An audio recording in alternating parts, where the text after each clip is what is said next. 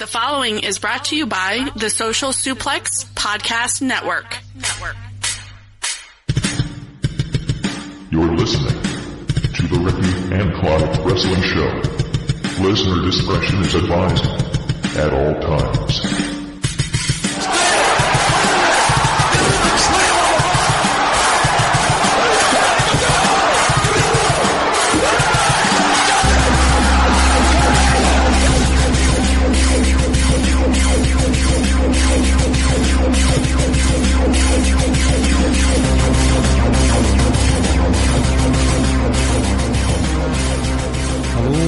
Thank you once again for downloading and listening to another episode of the Ricky and Clive Wrestling Show, part of the Social Suplex Podcast Network. My name is Clive and I'm joined by Ricky. How are you tonight, sir?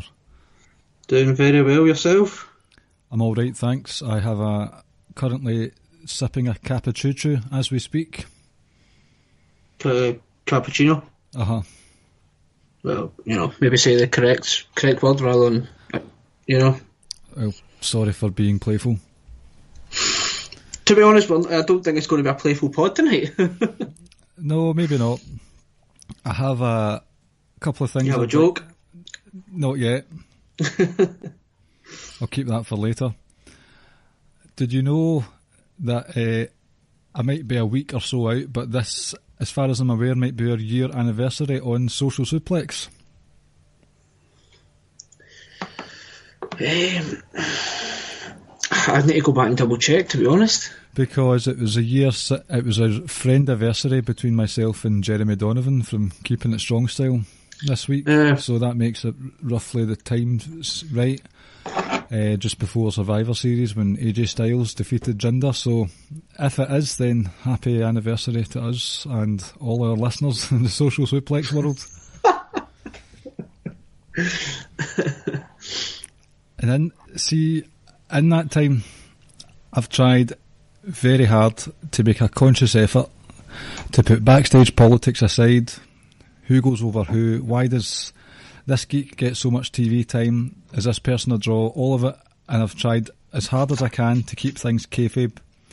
Just let what happens on TV happen and enjoy the story that I'm being told. And over the last few months, I've enjoyed these stories. On SmackDown, you've got Becky Lynch and Charlotte, Miz, Daniel Bryan, even Randy Orton having his midlife crisis, inserting screwdrivers into people has been reasonably enjoyable. Since that shit with Shane McMahon, Kevin Owens and Sami Zayn was over and Shane buggered off, SmackDown has been, more than acceptable since post-WrestleMania brand split time. On Raw, since SummerSlam, it's been great. Brock Lesnar's gone. Dean's back. Shield's reformed, reunited. Braun, Ziggler, McIntyre being treated as credible threats in their own individual ways. Ronda Rousey, in my personal opinion, has faced challenges within the stories that are acceptable for someone like her to struggle with, whether it's being outnumbered or dirty tactics, whatever it is, I'm on board. It's been good. And I've been sports entertained, to coin a phrase. Then Crown Jewel happened. Already a show steeped in controversy for a number of reasons, which we discussed last week. As much as I try my best to apply kayfabe and fiction to the wrestling. In this instance, I cannot and I will not defend this show. What took place at Crown Jewel, for me, I think it amounted to nothing more than creative sabotage. I've worked myself into a shoot. I'll be honest. I would say Raw's main event scene and its potential to thrive or prosper, I would say it's been flat out sabotaged once again, with Brock Lesnar becoming champion again. Fuck Brock! Braun Strowman's credibility as a monster destroyed, literally squashed, and the trickle-down effect it has, as discussed on this podcast ad freaking nauseum before, is back in full swing, and probably won't be rectified till at the very earliest Royal Rumble, which, spoilers, probably isn't going to happen then either. Next up, you've got the World Cup Shane comes down to the aid of SmackDown Live. He doesn't want SmackDown to be in the shadow of Raw and his sister Stephanie on Raw. Shane, SmackDown was getting on just fine in your absence. Fine and dandy. So you've come back and the sabotage continues. It's clear to see to a keen eye that this is just another ploy to have Shane, maybe not front and centre, but close to it in this Survivor Series 5v5 match for the third year running. And how did that turn out last year? An awful main event that made the full-time participants look like geeks, all at the expense of this McMahon family or McMahon-Helmsley family melodrama, which, by the way, as far as I remember, that did not have one single payoff whatsoever. That thing with Triple H and Shane and Braun Strowman, no payoffs at all. Raw, SmackDown, part-time talent, they're eating up precious TV time, network time, whatever you want to call it.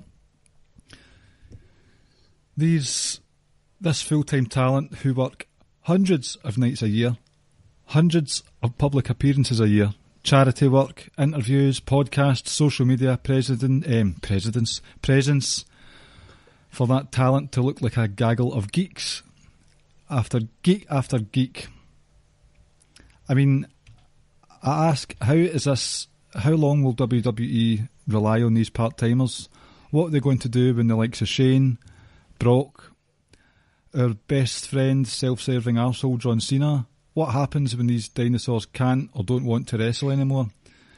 The pool of talent available to WWE today is huge. They're all playing fiddle to Jurassic Park, basically. So what's going to happen when these dinosaurs are extinct? And speaking of which, right, Saudi Arabia or Australia or any future Super Show venues, what are these places going to do? I get the argument that a lot of these places around the world, they never really got a chance to see Undertaker, Kane, Triple H, Shawn Michaels in their prime. Okay, but what are they going to do when DX and Undertaker, all these guys, can't come to the ring without a fucking walking stick anymore? Kane's running about in a costume too small for him, grabbing at his face when his mask falls off. Glenn Jacobs is a respected politician. HBK's been a laughingstock since he came back. Triple H, your fittest guy out the four, is injured, and Undertaker's adding too many years to the back end of his career. It's making his legacy become a bit embarrassing. I'd say I don't care that it's not canon. WWE told us at Mania 28, Hell in a Cell match that they had, they told us that Shawn Michaels had retired. Maybe not that match, but you know what I mean. They told us that The Undertaker had retired a couple of years ago, and they told us it was the end of an era at that Hell in a Cell match. They've lied to us on 3 different occasions for this one storyline. Just pure lies. The main issue from Crown Jewel, there's a common denominator, and it involved part-timers. It's happening again at Survivor Series. Shane McMahon's probably... He is in Team SmackDown for Survivor Series. We've been there, done that. It failed miserably last time. And do you expect me to believe that Daniel Bryan would want a gassed sweataholic on his team? No, I don't think so. You've got AJ Styles, Brock Lesnar, been there, done that. We know the outcome already, so what's the point? Rollins and Nakamura. Nakamura's a geek. I've got no interest in that match whatsoever. So, how am I going to be invested in these stories they're supposed to be telling me when they throw continuity, credibility out the window just to put the stars of years ago front and centre without giving 2 damns about the damage caused to your current roster? What's going to happen with this in 5 years' time? I think this model's doomed to fail, and we're seeing that now. It's not just a Brock Lesnar issue. This is across the board.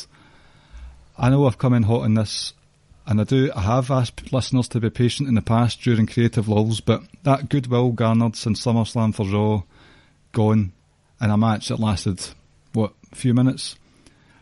All the decent goodwill that's been accumulated for SmackDown since that horrible year they had last year, that's gone. and Shane's inserted himself. Well, he's not inserted himself. Vince has put Shane into this self-coined land of opportunity. So, I'm a wee bit peeved. Ricky, sorry, how are you doing? You alright? Ladies and gentlemen, my name's Ricky. I'm not sure if you're aware. I'm also on the podcast tonight.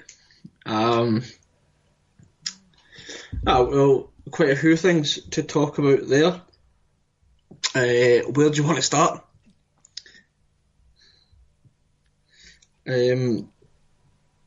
Let's address the Brock issue first. Okay. So, first and foremost, fuck Brock. Second of all, fuck Brock again. And third and final, fuck Brock. We were here 10 weeks ago. Go back to the middle of August when Roman Reigns won a title. Next night he defends against Finn. Everyone kind of seemed like, right, well, we may not want Roman Reigns to have a title, but if this is what we're going to see every other week, or at least we're going to have a fighting champion, or we're going to have a champion on Raw every week, we are fully behind this. Now fast forward to now, and we are in that same cycle we were in 10 months ago that we were stuck in for 18 months. A cycle that we have been stuck in for about, I would say, round about, 30 months of the last 4 years, maybe? Or if you want, I can't, I would say about the last 3 years, the last 3 of the last 5 years has been all about Brock having that title. Whether it be the Universal or the one before it. And here we are yet again. I'm not even angry, I'm not pissed off, it's just... that's my feeling towards all. And if you want to look from a kayfabe point of view, I don't know if this it was mentioned, it was either on Twitter or it was mentioned in our Facebook Messenger group. Why the fuck would Baron Corbin want to attack Braun Strowman before the match and give the title to a part-timer who does what he wants and doesn't listen to authority? Mm-hmm. Why would you do that? Right? So that doesn't make any sense. And then someone else followed up saying Braun then has to surely come out on Raw and absolute, destroy everything and anyone in sight. But yeah, that never really happened. It comes back to this love affair that Vince has with Brock. I don't hate that we see Brock. I hate that Vince feels he's still this sort of special attraction. Mm-hmm. You heard the reaction when Seth cut his promo talking about Brock. There was boos. I don't know, someone might need to do the research, but we spoke about it before when we done that whole Fuck Brock episode. Based on ratings and stuff, what was put out by Dylan James, that Brock never really moved the needle. Maybe he does a little, he probably does. But for me, not enough for you to hold your entire Raw roster hostage.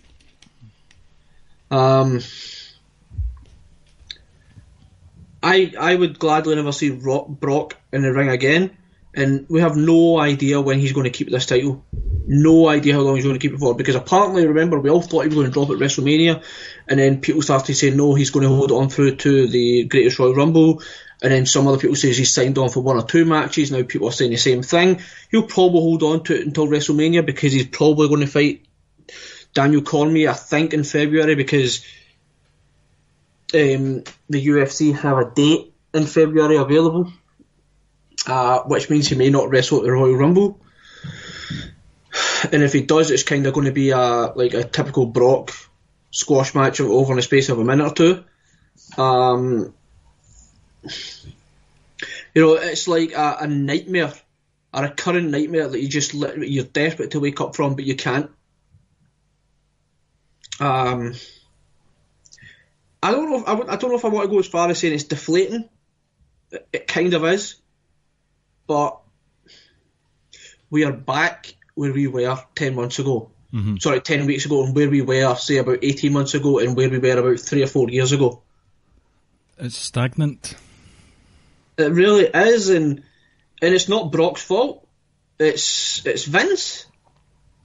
I mean, you were saying there's been a lot of chatter this week because of Drew McIntyre's performance on Monday Night Raw, tapping Kurt Angle out to his own move, which is a kind of... That's one of those ones where you imagine he's been gifted that ankle lock now, and Drew McIntyre's been touted as the next one to beat Brock Lesnar. I hope he's not going to get that ankle lock, because there's nothing wrong with the Claymore in my opinion. The Claymore is kind of like the RKO in the sense that he can literally just hit it anywhere at any time. That's true. I do like the Claymore kick. It's just, okay, Drew McIntyre is something, he's a chosen one, as we were told 7-8 years ago. But if someone like Braun Strowman can't deal with Brock Lesnar, then what makes me think that Drew McIntyre will be able to? You know, somewhere out there that Vince is probably could try to convince himself that Roman's going to be back in time for WrestleMania. Well, and we need to remember Joe Anoa'i is fighting a legitimate life-threatening disease, a life-threatening illness that his life, and this is, you know, some people say, oh, when they've got the flu or the cold, oh, I feel like I'm going to die. This man, his life is literally hanging in the balance. Yep. So he's not going to come back for a couple of years, minimum. And we move on to who's going to beat Brock and keep the title. But I don't even feel like talking about that, because I feel like we spoke about it so much. And again, I'm going to go back to it. We are back to square one. It is beyond frustrating. And it's like it says, Brock as a businessman or whatever is just unbelievable. And it's all Vince. But my goodness, I can't wait for Cormier to knock Brock the fuck out. Am I right in saying Cormier won at the weekend? Yes. And the thing is, like, I think a lot of people feel Brock's going to overpower him because Brock's like a lot bigger than him and stronger, but he's obviously got the amateur background when it comes to wrestling. But Cormier was an Olympic level wrestler. Cormier is unbelievable, and quite frankly, like, obviously I know you don't know much about MMA, but Daniel Cormier is the second greatest light heavyweight ever, and the only person who's ever beat him at light heavyweight is the greatest light heavyweight ever. In both occasions, John Jones was kind of using stuff, whether, I don't think it was ever PEDs or anything like that, but it was just, you know, there's accusations of him being on stuff, but I think he'd get done for cocaine and weed and stuff, shit like that. But that's how legitimate Cormier is, that he is the second greatest light heavyweight ever, and the only person that did beat him was John Jones, and John Jones is arguably the GOAT. So how does the weight class work in UFC? Because Daniel Cormier, is he still classed as a light heavyweight? He holds both titles. So but he's, just to look at him, he's a lot smaller than Brock. Cormier, I don't even think 6 foot. Can they fight in different classes in UFC? Mm-hmm. They'll fight at a heavyweight. Right. But that's where Cormier currently is a heavyweight champ. So, and Cormier beat Stipe Miocic, what was it, 5-6 months ago, whenever it was. And Miocic had the most defences ever for a heavyweight champion. So Cormier is legit. And like I said, I'll take satisfaction of watching Brock getting, you know, beaten the shit out of, but it's still not going to change the fact that come that fight he's going to hold the title, and come probably WrestleMania he'll still hold the title, and it's just a case of, once again, who's going to beat Brock? Nobody on the roster that I can see. You know what, my honest opinion, who I think it might be, and I mentioned this to you on WhatsApp. Yeah, go ahead, go. I would love it to be Drew. Drew has got the looks, has a wrestling ability, is decent enough on the mic. Drew is an absolute superstar, and that might be because he might be Scottish, but a lot of other people feel the same way. It's going to be John Cena. Oh. When that fucker decides to stop taking money from China, right? It's going to be him. And the only reason I believe that, right, is he's always... So we've got the next match against AJ. I don't... Depending on when the fight is going to be against Cormier, he may or may not even appear at Royal Rumble. And if he does, it'll be, like I say, just a quick squash match. Like, very, very quick. And Cena, when he wins his next title, when he wins it, breaks Ric Flair's record. And I think a lot of people always say that no matter what we think about Cena or anything, that kind of is like a WrestleMania moment. So we've got Cena coming back to vanquish the Beast, wins the title, and in turn breaks Ric Flair's record. And I'm not saying I'm on board with that. I'm not saying I like that. But if Cena comes back and it's like a full-time capacity just for 3 or 4 months, you know, I think we're all at the point now where we're just kind of couldn't care less who it is as long as it's a full-time wrestler. Yep. Even if Cena's only come back for a few months as full-time and then ultimately drops again, that's fine. And I know the Outsider's Edge were kind of bigging up Bray Wyatt. You know I would be on board with that because I'm one of the biggest Bray Wyatt marks you can find. That will never happen. I don't think it will. To be honest, deep down it probably won't be Cena, but I think Cena's a real wild card in it all. I think he may, if his schedule allows it. I don't think his schedule would allow even a month's full-time TV anymore. And the other thing we need to kind of factor in is it needs to be, and it will be, someone legitimate, because at the end of the day, it is only Roman that's beat Brock. Roman and Taker that have beaten Brock in the last like 5 years or whatever it is. Uh-huh. And I think you need to go further back. It would have been, I think the only one was Cena. And I think that's the only 3 that Brock's lost to. Cena, Roman and Taker in his second run. Triple H, probably. No, he beat Triple H, remember.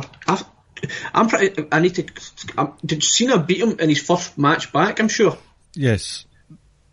So, and then he never lost, basically, until obviously lost the triple threat at WrestleMania, but he wasn't pinned. So, and then the next time it was Taker when he choked him out, and then the next time was Goldberg as well. Sorry, Goldberg. So those 4, and like I said, those 4, Cena, Goldberg, Roman, and Taker are big time guys, and if that's the criteria we're going with, then to me it's probably going to have to. It probably will be Cena. The only other one that would have made sense would have been Lashley because of the whole MMA history, but God knows where Lashley's going at this moment in time. The only thing I can see them doing is throwing a curveball and having someone from SmackDown win the Royal Rumble. Oh, well, I think Daniel Bryan wins it still, and I think Miz wins the title between end of Survivor Series 2, the Royal Rumble, and I still think that's what they're going to go with. Even with Shane O'Mac being thrown in there? I think he'll have something else. I'm hoping they don't go Shane and Daniel Bryan. I'm hoping that's not what last night was. Because obviously Daniel Bryan needs that McMahon family rub, doesn't he? It's not even that. It's just like plans legit could have changed after Daniel Bryan quote unquote refused to go. They might have just been like, well, original plans were for you to win a title, we're not going to do that, we'll put you in a match with Shane, and yeah, that's fair enough. Shane goes over. In a 2-minute squash. Yep, but like I said, it's overwhelming thought is that we are just back to square one again, and things are looking up. And I know some people might point out to the fact that and say that Roman only defined it twice, but then all of a sudden after beating in the Hell in a Cell with Braun, then they entered a feud with the Shield and Strowman, Dolph and Drew, and then kind of the Universal title kind of took a back seat. But I think that was more so because they were trying to build up the Super Showdown, and they kind of had this triple threat earmarked for the Crown Jewel, so I kind of give them a pass for that. But like I say, we were given a small glimpse to what a full-time champ would represent and would mean to the brand and the product in general. but we're now back to this bullshit Brock stuff. I mean, part of me, with the thing with Roman, we would never know what would happen, but part of me thinks that they were just treading water the whole time with this pretty long-winded now Shield Dogs of War stuff that's been going on, and maybe they were just going to put it on Brock Lesnar all the time. I don't know. I'd like to hope hope that wasn't the case. You had touched on Baron Corbin earlier. See, for the kayfabe side of things, he seems to be in cahoots with Stephanie McMahon. He's not doing a good job. Why on earth would he want to help an absentee wrestler retain the title and become an absentee champ again? Why would he not want the main title on his show? And the whole thing leading up to SummerSlam was Brock Lesnar saying, "No, I'm not defending the title. I'll do what I want." Kurt Angle ultimately puts an ultimatum out to him, and it's like, he's kayfabe-wise and storyline-wise, he's already proven to be difficult to work with. So why on earth would Stephanie be happy that Corbin helped him win? And it just comes back to the whole storyline continuity thing. It should have been dealt with better. So a lot of it just doesn't make sense, to be honest. A lot of it doesn't make sense. And we keep touching on it, we keep saying it, but it's all because of Brock Lesnar. All because of Vince McMahon's love affair with Brock Lesnar. And having to placate the global audience who apparently want to see the part-timers all the time. Well, to be honest, I can understand why they would, because the Superstars Super Showdown was a kind of, this is for the live audience. Crown Jewel, well, let's be honest about it, Crown Prince Mohammed bin Salman has proven, do not fuck with him. So whatever he wants, Vince is going to do. And if that's what they want, that's what they want. It's a show kind of aimed for other people. So some of the matches, I don't need to see it. I don't mind if they have a segment here and there on Raw. But at the end of the day, I would rather that segment went to maybe building up other people, giving more time to other people. But saying that though, I can put up with this if it just happens a couple of times a year, and it will happen just a few times a year. I think more so maybe for the Saudi shows. And at the end of the day, I think we've all kind of accepted we're always going to get that one kind of celebrity part-time sort of legendary match at WrestleMania, and I think we've all kind of accepted that. But yeah, I don't need to see any of those four wrestle again. I think my point still stands that, okay, they're getting a chance to see these guys one last time, but nothing about the rest of the show would make you think, right, I want to see the quote-unquote undercard next time, because these guys will not be able to go 5 years from now. I mean, Triple H, the fittest out of the lot of them, walked away with a pectoral tear. So that scuppered the plans that they might have had for Triple H and Batista, which were hinted at. I was looking forward to that. I was kind of disappointed. And you know, Triple H is one fucking tough bastard, you know. Blows out a quad, finishes a match. Pec muscle, finishes a match. So, but I say those kind of matches and shows are more so aimed for a live audience. I think, for me, like I said, I don't want to see it again. I don't need to see it again. And while we're talking about legends, shout out to our good friend Rance Morris, who had a column out with Chair Shot Radio, talking about how he would have like a legend circuit, and another shout out to Rob Ropey on Twitter, a loyal listener, and it was his kind of idea, and Rance kind of ran with it a little bit. Stole it? Not stole it, but he brought it up, and I think Rance then just made a call out of it, and it was a real good column, and he's going to have a few more. So, and I said, I think that would, if you kind of have like a show on a network and just had their own separate thing, let's say, but just in terms of seeing The Undertaker and Kane and Shawn Michaels, etc., like, I don't need to see that kind of stuff. And Shawn Michaels, I don't know if you even saw it, like, after the match is over, Shawn Michaels and Triple H are sitting at the turnbuckle, and you can clearly see Shawn Michaels saying to Triple H, "We're too old for this." He says it to him, and it's clear as day what he says. Mm-hmm. And, I mean, that's what it tells you. They themselves believe that, but, you know, like, at the end of the day, no one forced you to come back. That's true. It's not canon, okay? They've not bled into the rest of the roster, but these guys took up an awful lot of TV time, and that could have been TV time that could have, as you said, went towards building other people up. Rich has got the infamous segment on his podcast, Sidelined segment, where it comes to pay-per-view season and then names off all the people that are sidelined, not seen at that pay-per-view. I'll be honest, I hate hearing that because I don't want to hear all those names being sidelined, and it wouldn't be the case if they didn't rely so heavily on part-timers all the time. And I'm sorry, but I'm going to come in hot on Rey Mysterio here. Why was he brought back? Why was he needed to be brought back? Really? Because he can still go. So can Almas, and Almas didn't get a chance to be in the Survivor Series 5v5. There's no intent to build up the current stars. Some of them, yes. A lot of them, no. Rey Mysterio didn't need that 5v5. Almas, in terms of his impetus on the show, he could have done with that and made a name for himself, which, like so many others have in this traditional stipulation match.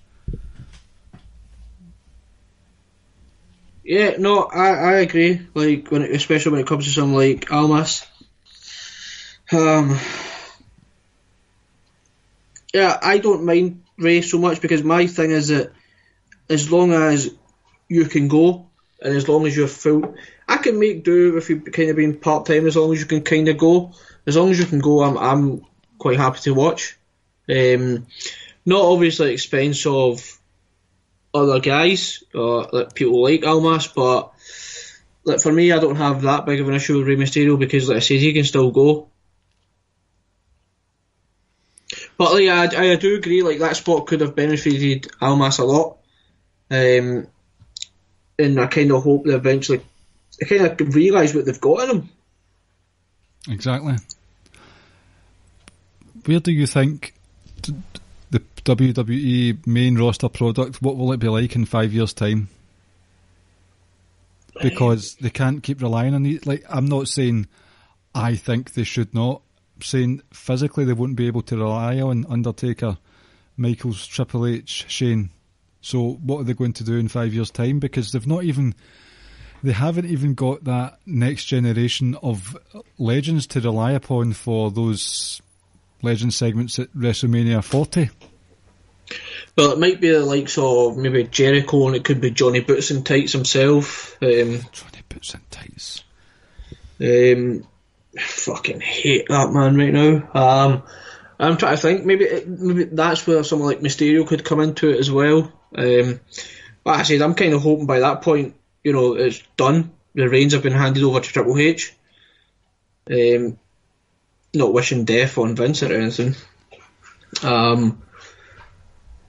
But for me, I think it seems like it is the kind of, I know you're going to scoff at it, but to me it kind of feels like it is Undertaker's final, like his actual goodbye tour. Kane, at some point, you're going to have to go to your day job, you know. Shawn Michaels, I'm kind of hoping that was just a one-time thing. I know some people might think it could be it could be Undertaker, Shawn Michaels at WrestleMania. I hope they're wrong. Yeah, it's I say I don't need to see these guys. I don't need to see them every week. I don't mind seeing them if they're turning up for these Saudi Arabia events, or if one of them happen to have a match at WrestleMania. Because like I said, I'm not advocating for that. I'm not saying that's a good thing or anything, but I've just come to accept that that's what they do. So I'm no point me bitching and moaning about it because I know it's going to happen. But yeah, I'm in the same boat as you. Like, I don't need to see these guys on Raw, taking up segments and just taking up valuable time. I mean, by default, a lot of the roster, the Geek Squad, has been used a lot in the last few months with regards to more so Raw than SmackDown, but both shows have a lot of geeks, and it's just frustrating. I mean, I'm not going to boycott the show. I'm not going to do the old cancel the network nonsense, because there is plenty on the network for me to enjoy. All the fringe products, all the documentaries and stuff. So I'm not boycotting. I won't change. And I just feel as if it's too stagnant, too cyclical. We're not going any further forward. I would say, controversially, maybe just by plain default alone, Becky Lynch is the hottest commodity on all brands just now. I'm not taking anything away from her. She's doing really good work. She's getting that time. See what happens if you give people stuff like winning streaks, promo time. She's going full throttle right now, and it's paying off very well. But at the same time, because everyone else looks like idiots, she's shining like she's rising to the top by default. Yeah, I don't know if it's by default, to be honest. I think she's definitely put the work in and earned it. I would say it's a combination of both. Her promo work is fantastic. And we obviously know all about her in-ring work anyway. Yeah, and like I think bottom line is like you says how you summarised it in your opening spiel. It just boils down to the fact that there's a reliance and there's too many part-timers. Yep. Like I said, it just doesn't do it for me. It might do it for some other people, and that's fine. But like we said, for me, bottom line is just it's just a reliance on part-time people, or maybe not even a reliance, but too much of a spotlight on the part-time people, or too much given to part-time people. They're part-time for a reason, you know. Yes, part-time. It's like a revolving door of part-timers, and we're coming up for Royal Rumble season, so no doubt you'll see the likes of DDP coming in at number 12 or something stupid like that. See, I also don't mind kind of like one legend appearing. I don't want to see too many, if I'm honest. Mm-hmm. And while we're touching on people appearing and whatnot, like, and then in about 5 months' time, we're going to get the usual influx of NXT people coming up. And it's like, your roster is already bloated, and you're not even doing things with so many good people. So, Caleb had asked in the Social Suplex sort of messenger group, if you had to choose only one 205 Live superstar to go up to the main roster, who would it be? And I flat out said nobody, because at the moment I get to see the likes of Mustafa Ali every 2 or 3 weeks have a 15 to 20 minute top quality match of the week contender. He has got good character development. I know that 205 Live is a microcosm thing. It's not the glitz and glamour of Raw, SmackDown, WrestleMania, but he's still one of the main guys on a show that I watch. If he went up to Raw, SmackDown, he will never be seen. He will not get that time to do the promos that he does, the homemade fire promos. He won't get that 15 to 20 minutes to have really good sort of personal grudge matches with the likes of Itami, Murphy, Gulak. It just won't happen. I would maybe say SmackDown, but Almas has been there for a while and nothing's happened. The only reason Sanity appeared again was for Nikki Cross to come up and challenge Becky Lynch. That's probably not going to be a permanent thing, because it was in the UK. Maybe Nikki Cross flew down from Glasgow. Bear in mind, they also done this. Remember, they done this last year anyway with Pete Dunne. Yes. So I don't think that's a full-time thing at the moment.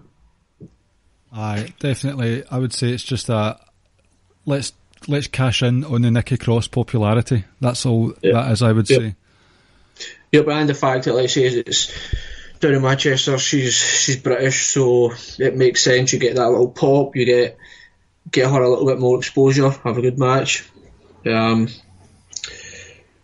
but just to answer that question, if we're talking about to come up and like for them to be treated like a star, or are we just talking about trying to bring someone up? If we're talking about bringing someone up to treat them like a star and give them a right proper push and elevate them, it's obviously Mustafa Ali, because I've said before, the conversation should be happening, and it is happening, that he's one of the very, very top guys in that company in terms of wrestling.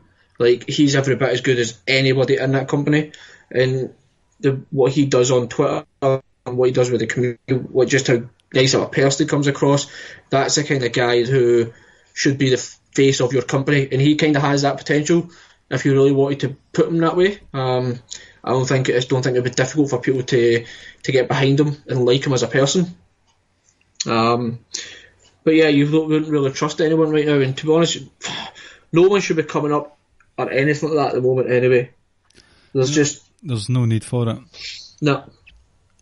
You don't throw more tools, you don't throw more... I'm trying to think of an analogy, but it's rubbish. If you're wanting to fix something that's broke, you don't just throw more screws at it and more rubber bands. You need to fix what's there first. NXT is doing well just now. They've even got their own problem of folk being sidelined. Look at EC3. Has he got a match at War Games? Not as yet, I don't think. He's very much the mid-card of NXT. Keith Lee's still... It's only been a couple of months, I suppose, for Keith Lee, but already it seems like there are a few people on NXT who aren't getting that massive rub that the likes of Adam Cole, Ricochet got. So even there's a bottleneck approach happening, but at the same time, like that kind of goes against my argument of, right, let's send people up to the main roster, but they won't. Their value, their stock, it'll just fall, and because it will fall, people will be more annoyed with WWE, and this anti-WWE stance will just grow and grow and grow. You have rumours, kind of, the fire is stoked by these guys themselves, Omega, Cody Rhodes, Hangman Page, the Young Bucks, that they might be coming to WWE in 2019. One, I'm still not sure that will happen. Two, you know what's going to happen if they come up or come over to WWE. They won't get booked the way people want them to be booked. They won't have the hour-long 64-star matches, and immediately more fuck you WWE stuff will be said, because they're not fixing what's there. There are folk languishing, not getting a chance to fix what they've got there. And your Omega, like, Vince McMahon will look at the Young Bucks and say, right, okay, you can be the comedy act. You can be the 205 tag team champs. No, I think in that regards, like, if a talent of Kenny Omega becomes available, it doesn't, in my opinion, it doesn't really matter what you've got on your roster. You kind of need to go out and get him, and then worry about it later on, what to do, etc., with him and everyone else. Don't know what's going to happen with the Elite. I don't think all of them will come, to be perfectly honest with you. I always thought it would just been the Bucks and Omega. I don't think, I wasn't ever convinced Cody would be there, or Paige, or anyone else, Scurll. So, yeah, we'll just kind of wait and see what happens there. But yeah, I know you mentioned Shane winning the World Cup. I don't have a problem with that at all. I know kind of you... I can maybe understand from your point of view is that he's now going to get more TV time and stuff like that, and I get on board with that. But just him winning it doesn't bother me at all. Have you got reason for why, or just that it doesn't? A, because I couldn't really care less about that show. B, I wasn't invested in it. C, it's a nothing victory. It's like someone now winning the Andre the Giant Memorial Battle Royal. That, like, you get the rub for a night and then that's forgotten about. But I think it's just adding more apathy to apathy, and the more apathy that piles on, it's just going to turn into anger. But nobody themselves believe that Shane's the best in the world. Oh, I know that. Nobody of them, like, so I'm not worked up about it, because like I says, I couldn't care less in the first place about the actual tournament thing. It's just the fact that he's there at all. Yeah, but I think, and again, it was mentioned in our messenger group, like, this is now going to be 3 years in a row for Shane's at Survivor Series, and he's probably going to go and have that one match at WrestleMania where he does something stupid. Like, it's gotten to the point now where we kind of just need to accept that that's what they're going to do. We don't need to be happy about it, but that's just what they're going to do. I know, but see, think about, like, there seems to be this trio going on between Miz, Daniel Bryan and Shane McMahon. They're going to play off each other. They will all butt heads. Look at what happened with Shane McMahon, Sami Zayn and Kevin Owens last year. Sami Zayn and Kevin Owens, kayfabe and behind the scenes. No, it's not fair to say behind the scenes, because obviously they were thought of highly enough by Vince. But at the end of the day, they became laughingstocks. But that ultimately turned into Daniel Bryan's return. And the moment Daniel Bryan came into that match, it doesn't matter if it was Kevin Owens, it doesn't matter if it was Sami Zayn. Hell, it wouldn't even fucking matter if it was like AJ Styles or whoever it was.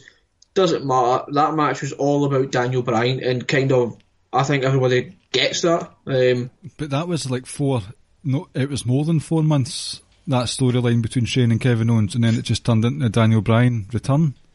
Yeah, because the Daniel Bryan return kind of, it like, we just had to sort of cross paths that kind of somewhat made a little sense just to throw him in there.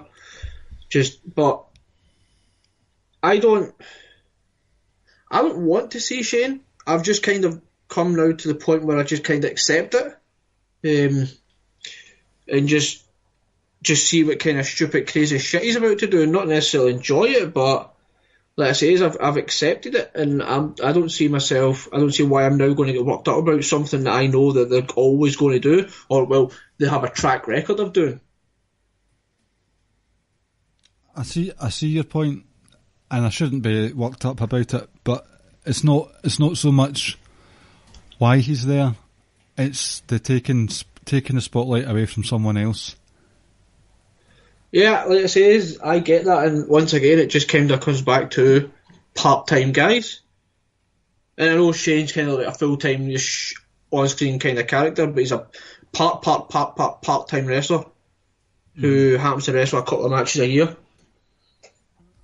Maybe less than that now. Yep.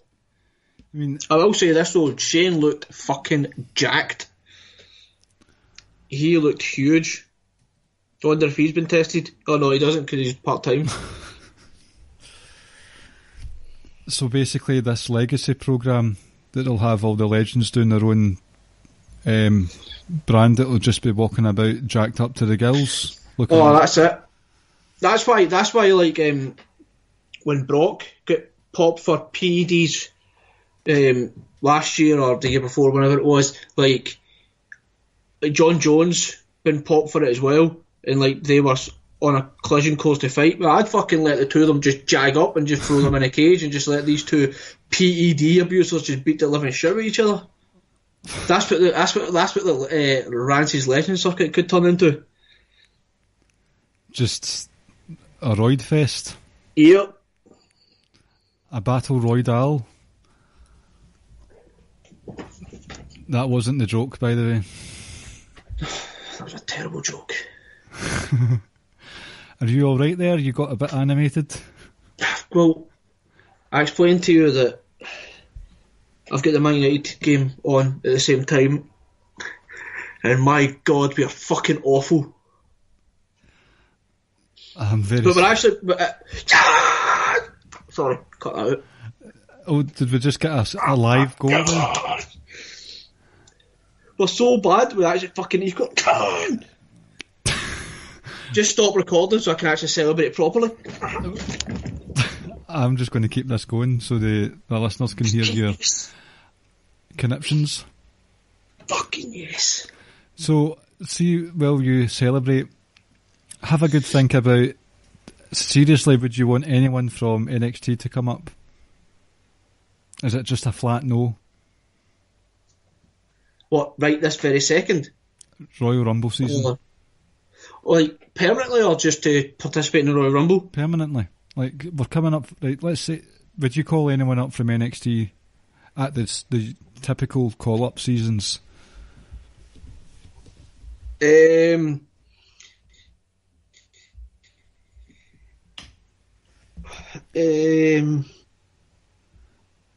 Because it's not been good for them. Okay, Authors of Pain finally did something of value this week with the tag team title victory over Seth Rollins, basically. Yeah, but and that was a long sort of time coming. But like I said, we've long said Authors of Pain were at that kind of awkward moment where they had nothing else to achieve in NXT, but they were still a bit too green to come up. But yeah, we're about to see we're going to see a real dominant tag team on Raw now. And that match against the Bar at Survivor Series, that's going to be hard hitting stuff. It will be. I will say there are some matches where I am looking forward to them. You've got Ronda and Becky, obviously, and the tag teams match. I'm looking forward to them all. I mean, I know everyone's kind of blew up the whole Brock and AJ match from last year. It was a good match. Like, it wasn't spectacular. It wasn't this clinic or whatever. It was just a good match. It was a good match. I think we kind of blew it out of proportion a little bit just because it was a lot better than what we were used to seeing from Brock. That's true. That doesn't necessarily mean it was this great match, but I thought it was just a good, solid match, to be honest. I thought it was fine. Becky Ronda, cannot wait. Seth and Nakamura, cannot wait. The two tag team match, cannot wait. Do you know, see the 2016 5 tag versus 5 tag? That was good. I really liked that. Because that was the whole thing with the Usos had just turned on American Alpha, but they played fair that night. Yep. So New Day and Usos are interacting once again. I'm actually quite excited about the tag team one because for at least a short spell there will be proper focus on 10 tag teams in total, so that's good to see. And sorry, to go back to what you were saying about NXT to bring people up, I think they'll probably bring Shayna up. And I think bringing Shayna up will be fine. That would be a good move.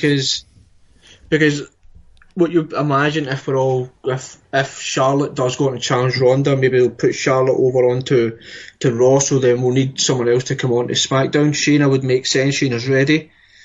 In terms of other people,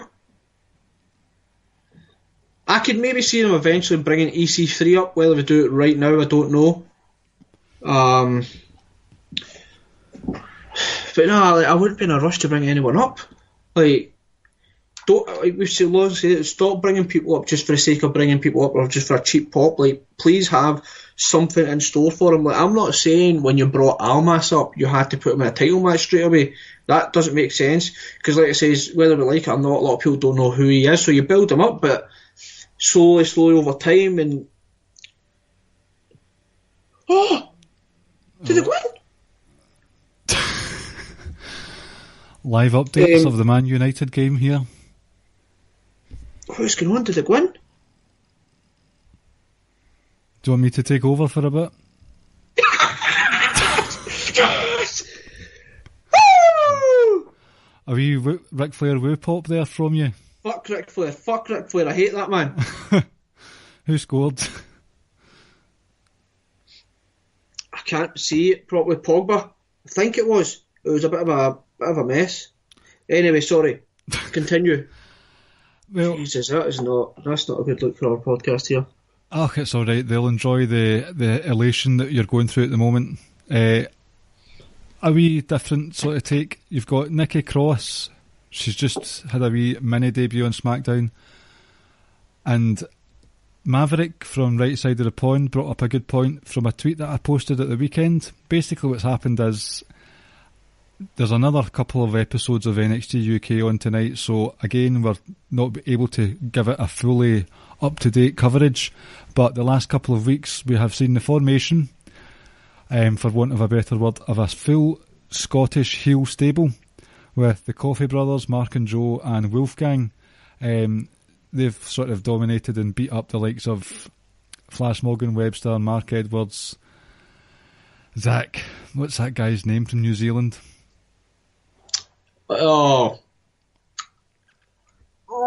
follow him on Twitter as well. I was going to say Zack Sabre for a second there. I can't remember his name now. He was there a couple of weeks ago. Yeah, so it looks like we've got a Scottish heel stable.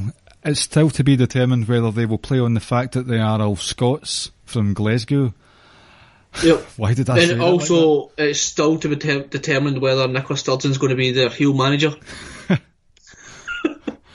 Oh, that gif was perfect, wasn't it? Oh, it was excellent, that interaction. It was excellent. So, Nikki Cross could come over if it is going to be all about the saltire and stuff like that. Could we see... Or Piper Niven could come over. It's not happening. It needs to. Could we see Nikki Cross on NXT UK in the near future? Would you like to see that? I mean, I wouldn't mind if she does it now and then. I wouldn't really have an issue with it, to be honest. Mm-hmm.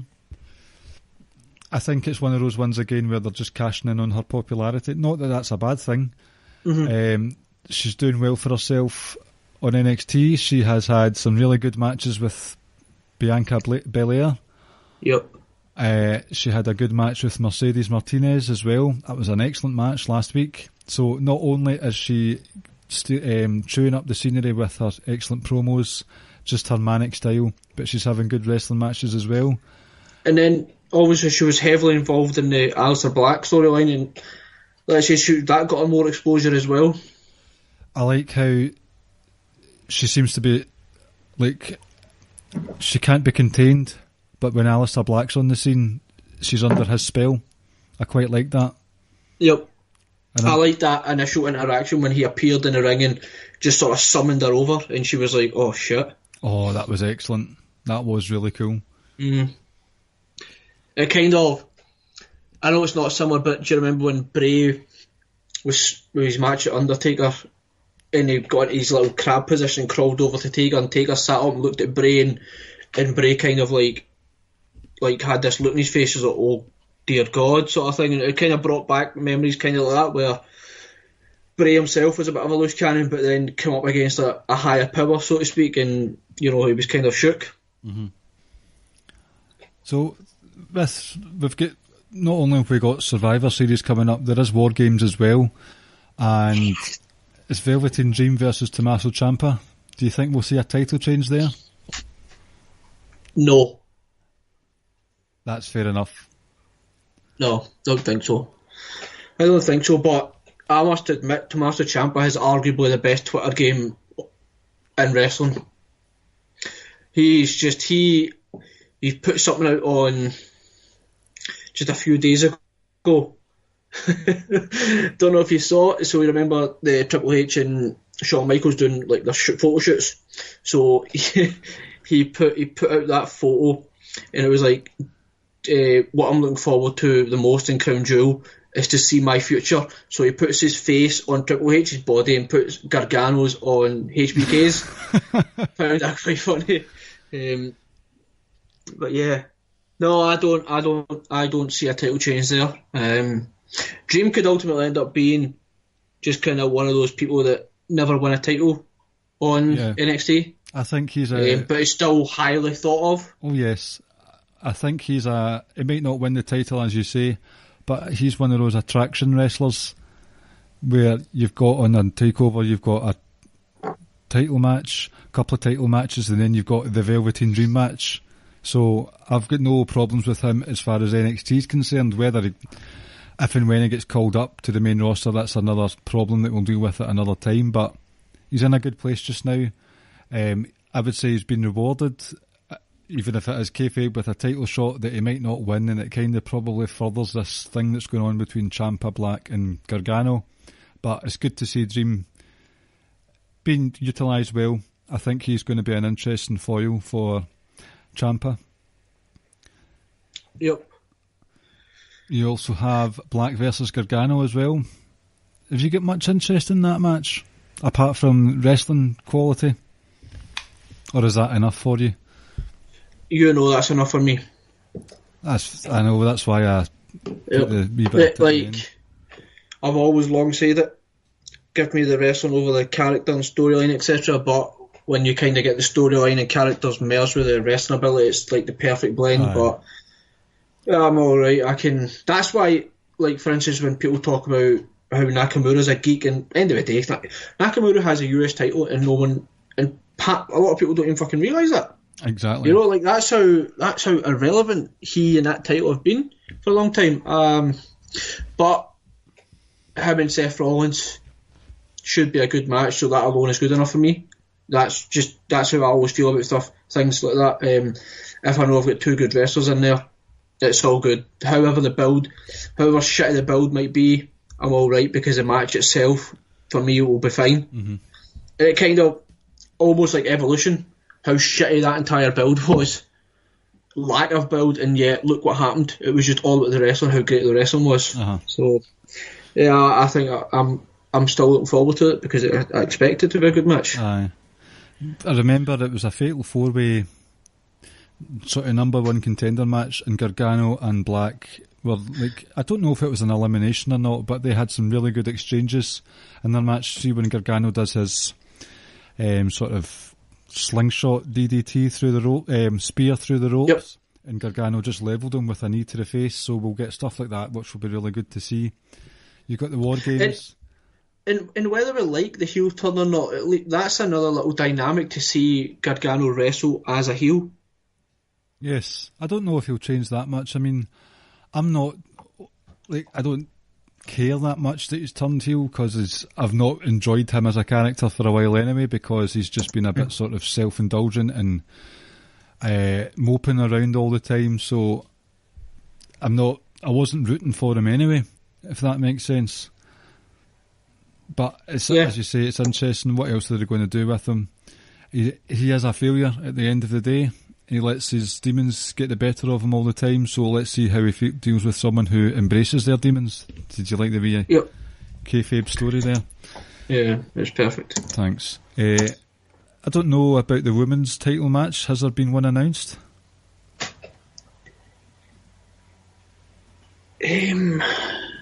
I don't think so. Not as far as TV's concerned. Oh, right? like, yeah, I'm not caught up with spoilers or anything like that either, so...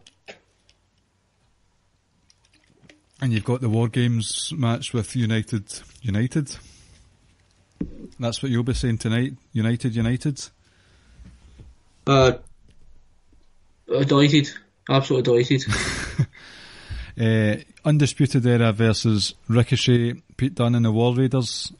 That should be a good fun match, because basically, as 2018 has played out and nearly come to an end, almost every single excellent match that has been on either NXT takeovers or on TV, it's involved Pete Dunne and Ricochet and Undisputed Era. So War Raiders, they're doing well. They've not blown me away with anything, but it's still going to be a good crazy match, I would say. And it's different from last year, because last year it was 3 teams against each other, whereas this time it's just 4v4. Yeah, it was 3 teams against 3. It was 3 teams of 3, wasn't it, last year? Mm-hmm. So there's only 2. There's tonight's NXT and next week's, and then that's it, I think. Am I right in saying that? Say that again, sorry? Am I right in saying that there are only 2 more episodes of NXT before War Games? Well, it's what, 10 days away? Aye, that must be the case then. Survivor so it's a week. Series It's a week this Saturday. So because it is. Survivor Series is on the 18th. So yep. We'll probably be able to touch on it a bit more. Maybe next week, because we'll have missed the final, the go home NXT. But we'll definitely touch a bit more on the takeover and Survivor Series as well. But some of us have been a bit more animated than others tonight for bad reasons, some of us for good reasons, with their local soccer team doing well. It's not exactly your local team, but your favourites. No, it's not my local. It's not my local at all. But I have been a Man United fan since I was 5 years old, so... There you go. Will we do a wee quiz then? End the show on a high note. a happy note? Yep. Okay.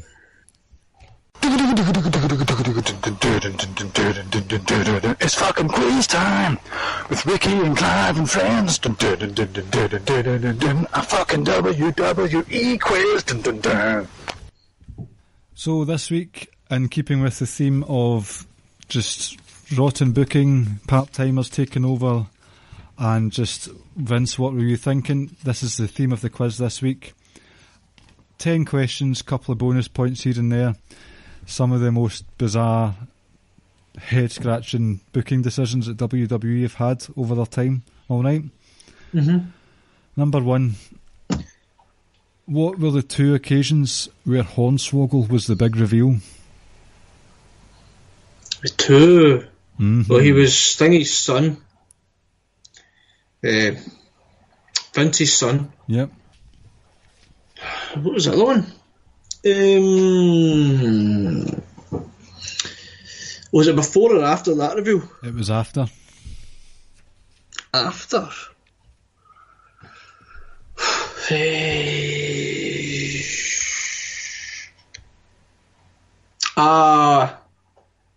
Was it not the thingy, the Raw GM? Correct, he was the anonymous GM. Anonymous one, yep. Number 2, what pay-per-view did Steve Austin finally get his hands on Rikishi in an official match after it was revealed that it was Rikishi that knocked down Steve Austin? What was the name of the pay-per-view? Oh, I did it for you, Austin. I kind of want to say Judgment Day, but it was like it was a no DQ match anyway. But I genuinely,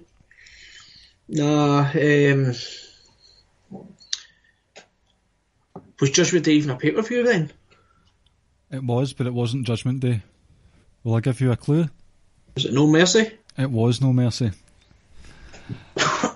Number 3, and I remember watching this in a friend Barry's house and just being like raging, absolutely raging.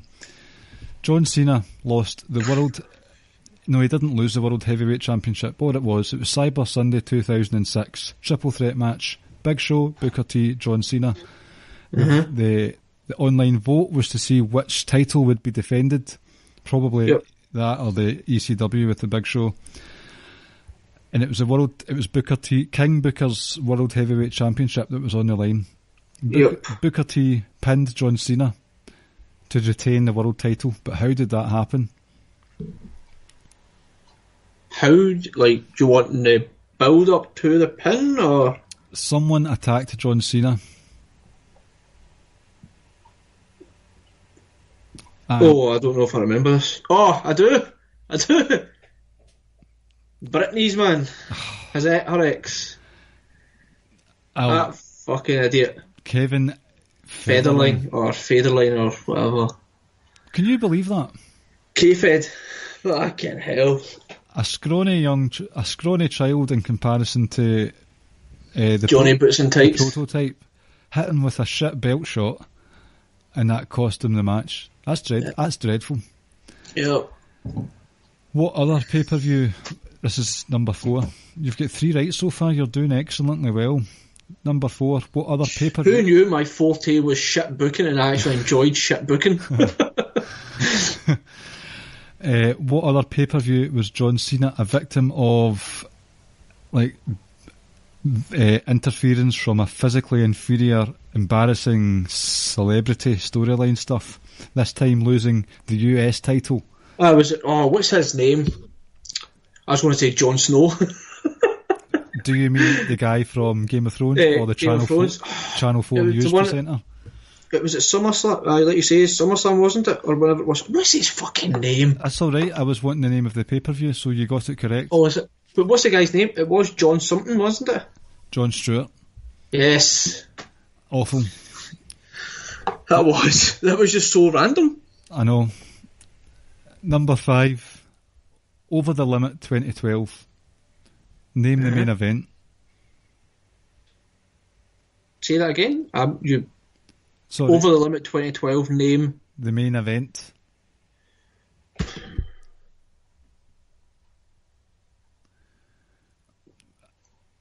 Will I give you a clue? You might need to. Well, one of the participants was John Cena. Oh, thingy. Nikki Bella's father-in-law. Bonus point if you remember what the WWE title match was that night.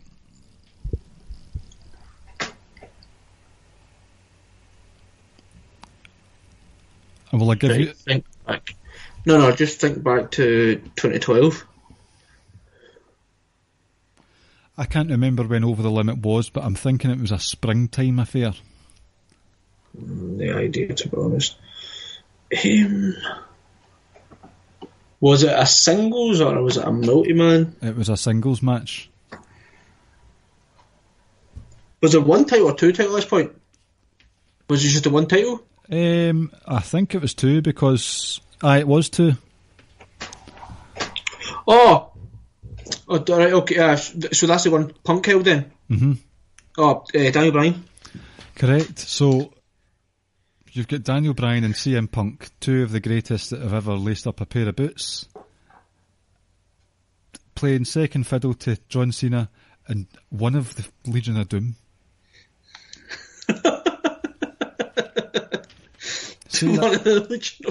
Say that out loud. Can you Adam and Eve that? 5 out of 5, 6 out of 6 points so far. Number 6. Who did Miz face for the WWE title at Elimination Chamber 2011?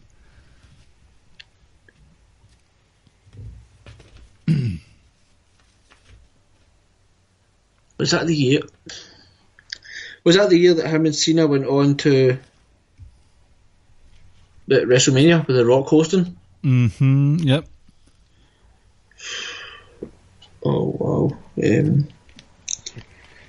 Now, keep in mind... I don't think I do remember it, to be honest. Well, I want to see you get full points tonight. I know, but I genuinely don't remember this match, if I'm honest. I remember, and maybe this was too soon, that him and that Alex Riley eventually fell out. It wasn't that. Well, I'll let you know. Will I just tell you? In fact, I'll give you a clue. Mm-hmm. They share the same initials as John Cena's Over the Limit 2012 opponent. The King. The King, indeed, Jerry Lawler. 2011, guys. The pay-per-view before WrestleMania, and Jerry Lawler's in a title match. Oh my word! They've been doing fuck finishes and fuck booting for a long, long time. Number 7. On an episode of Monday Night Raw, 5th of July 2004, Chris Jericho would win. So if I'm going too quickly, say Chris Jericho won an IC title shot against Randy Orton later that night. He would lose that match, right? But Jericho won this opportunity in a segment earlier on in the night. This particular segment had the following: Stacy Keibler, Ric Flair, Tajiri, Tyson Tomko, Jonathan Coachman, Jerry Lawler, Chris Jericho, and Eugene Dinsmore. How did Jericho win the title shot? Nothing. Nothing at all. I don't remember that at all. Oh, I'm sorry to say you won't get full Boona tonight. The answer was he won a game of musical chairs. I don't know. I remember that. Musical chairs. What year was that? 2004? Uh-huh. Edge was feuding with Evolution around this time. I was in 6th year at that point in 2004. Were you? Yep. Probably too busy skiving in school at that point. Number 8. Side note, in 6th year, did you know I only done one subject in 6th year? What subject was that? Fashion? No, it was English, because what happened was I was due to take business and I think it was accounts, but I got an appeal from a year before, so I decided that I was satisfied with that to move on, and I just dropped out of them, so I stopped going. and then eventually I just ended up having one subject, and it was just English throughout the year. I eventually got busted right enough. Fun enough, they saw me sitting in the canteen area quite a lot during the day. Anyway. I wonder if any of your teachers listen to this podcast. Oh, well, I'm assuming they probably found out because I got pulled out about it and I had to start then going to these classes just to sit in it. Terrible. It is what it is. I got what I wanted out of English anyway, so it's fine. Number 8. Who was Eugene Dinsmore related to on Monday Night Raw? Kayfabe or non-kayfabe? Kayfabe. Shit. Is it something to do with Vince? No. You're kind of on the right track. I think it was some sort of on-screen character. Mm-hmm. Aye. Coach? Yes. Dinsmore's related to Coach just like Jason Jordan's related to Kurt Angle.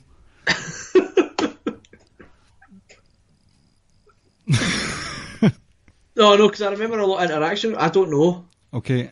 It was Eric Bischoff. He was Eric Bischoff's so it was. special needs nephew. Yes. Oh my god. I fell away at the end here. Number 9. How did Dean Ambrose lose his TLC match against Bray Wyatt? How did he lose TLC Bray Wyatt? It was one of those TLC matches, but you could win by pinfall.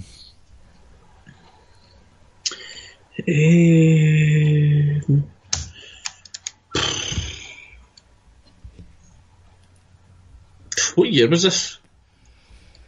2014.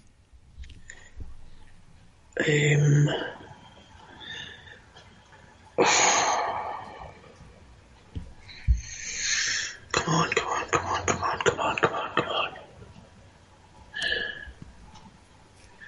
I would. Right, I will hazard a guess. Go for it. Did Bray not pour, or was it the fire extinguisher or something into Ambrose? No. It was Dean Ambrose was about to hit Bray Wyatt with a TV. Oh, fuck, so it was. A TV monitor, and the wire exploded. Oh, that's what it was. I was kind of on the right track. That's Keenan and Kel stuff. That booking, awful. Oh no. Keenan and Kel was so good, but it was. They were really good. Number 10, the last one.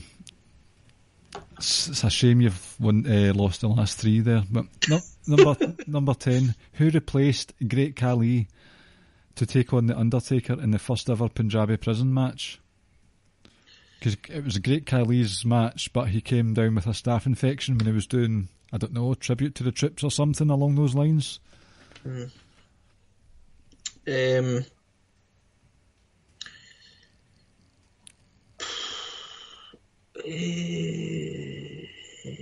don't think I remember, to be honest. Shall I just hazard a guess? Mm-hmm.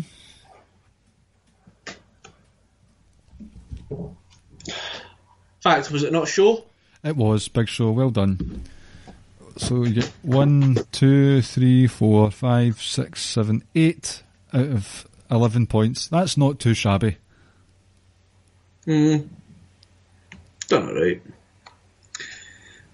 Done alright. You should be proud of yourself with your knowledge of shit booking. Thank you, I am. So that brings us to the end of another episode of the Ricky and Clive Wrestling Show. You can catch us at Ricky and Clive on Twitter and Facebook. On the podcast network that you have us on, please rate and review for 5 stars on the app of your choice where you can listen to ourselves. Grown Men Watch This Shit, One Nation Radio, Keepin It Strong Style, and Outsider's Edge. Kyle from Outsider's Edge made a run-in on Keepin It Strong Style this week, so if you want to hear his take on New Japan more in depth, have a listen to that. Wrestling Squared Circle Facebook group, we're all there. You can chat to us and talk about wrestling, shout about wrestling, moan about wrestling, do whatever you want. Socialsuplex.com has links to the columns that we do, 205 live reviews and stuff like that. And podcasts, you can subscribe to us there as well. The subscribe button lets you get the podcasts and columns straight to your email inbox. I'm sure I've missed something, I always do. Anything you want to add? No. I think you pretty much hit on everything there. Cool. Well, I've got some breaking news for you. Oh, wow.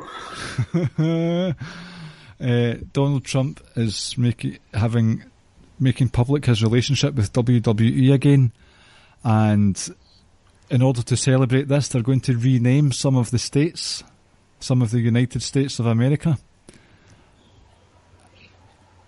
Go on. To coincide with sort of WWE Superstars, so they're going to have Wyoming and Wisconsin. Fucking hell, that's bad. That's really bad. Is that the worst one yet? That could be the worst one yet. I didn't give much thought to it this week, I will be honest with you. That was bad. But hey, we're used to your shit jokes now. They've become part and parcel of this podcast. That's my gimmick, brother. It is your gimmick. It is your gimmick. Aye. Do you know what my gimmick is yet? In this, I have so many, actually. Your gimmick in this show? Just in general. Doing Ricky things. That's true, actually.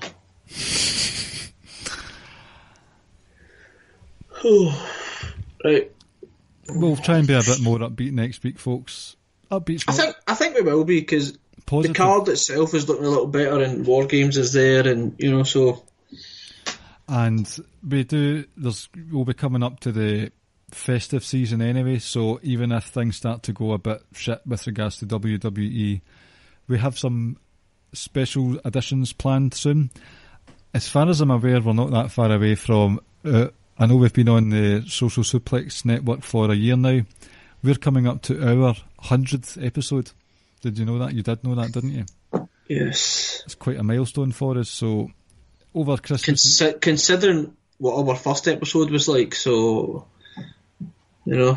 Considering the episodes that we did on the train home from work back in the day...